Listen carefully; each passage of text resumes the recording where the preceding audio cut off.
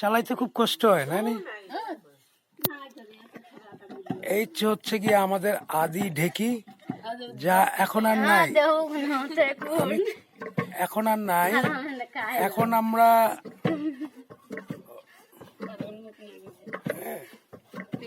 যেটা ব্যবহার করি, এই ঢেকি দিয়ে চাল, তারপরে কিটা এটাকে বলে না, ভিডিও সুন্দর হয়েছে না, খেলা সুন্দর হইব, তারা আওয়াজ করে। আমি যে লেকচার দিলাম এগু জান না, তারা আন্দু লেকচার দেয় আর কি।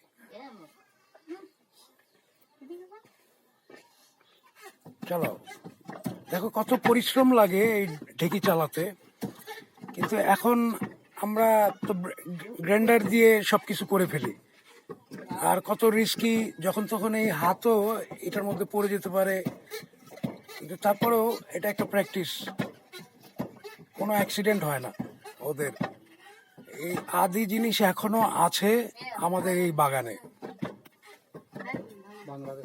বাংলাদেশের এই বাগানে।